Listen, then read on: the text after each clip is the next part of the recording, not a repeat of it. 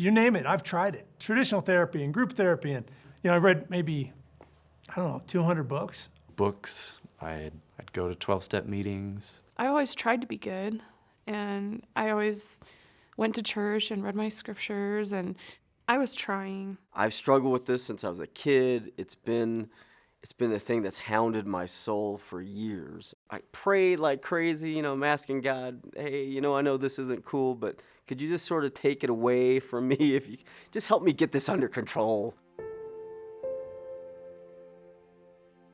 They would say, you just need to read your scriptures more and pray more, and this will go away. And I would do it for a little bit, maybe 3 months, and then I would stop. I would have sobriety, and I would feel great, and then I'm like, oh, it's gone.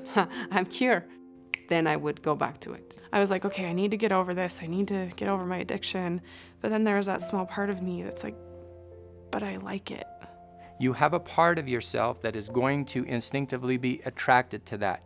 Just need to acknowledge that. You don't need to feel horrible or terrible about that. That's just normal. That's human nature. Now, what we choose to do with it after we acknowledge that and learn what really surrender means, that's where we become accountable for our actions. So I think if they can understand the escapist function of porn, that it's not always about sex. In fact, it's not usually about sex when it becomes this habitual thing. The relapse has more to do with, okay, what's stressful, or what's happened in his life. On my end, my triggers are actually not specifically sexual. I started with, feeling dismissed by somebody and feeling unimportant. And then the only thing that I knew would make me feel better for a short amount of time was I would go to pornography. I would use my addiction as a coping mechanism to cope with the stresses of life, to cope with the uncertainties of life.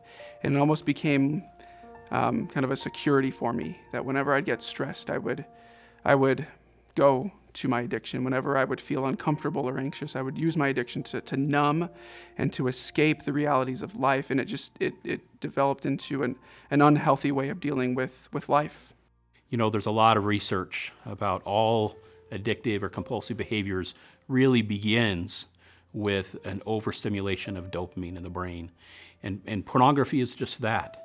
It overstimulates the brain. It's an excitatory neurotransmitter. It's a brain chemical that makes us go, tells us to want.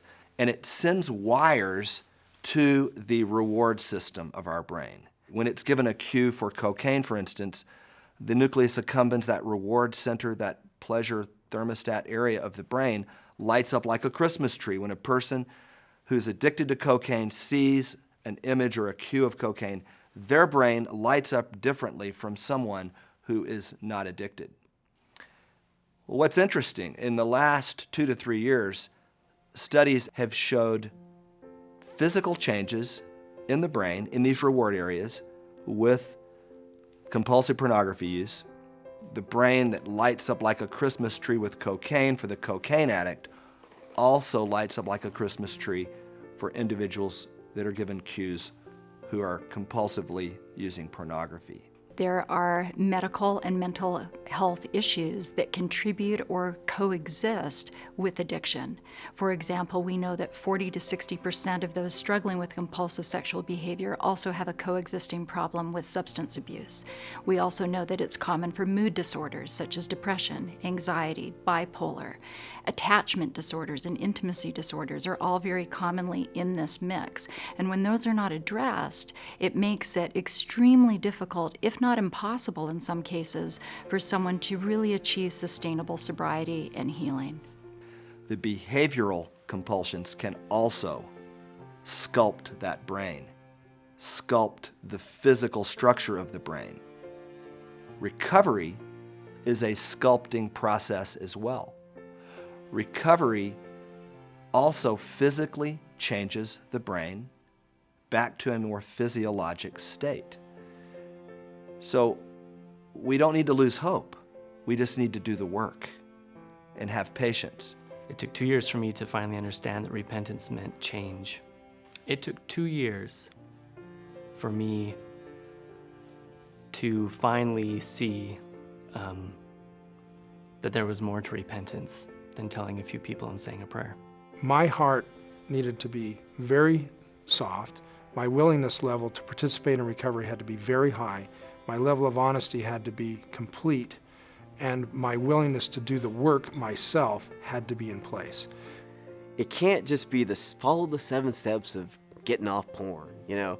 It's got to be, okay, I'm going to do those 7 steps, but I know that He wants to totally give me a whole new eyes, transform my eyes to even where I look at women is different. The way I relate to my wife and those closest to me is totally different. I realized every day I had weaknesses. I was imperfect. And so by being honest with myself and saying, hey, I can't overcome these, I can't overcome this addiction, it led me to rely on the merits of Jesus Christ. That's what honesty did for me.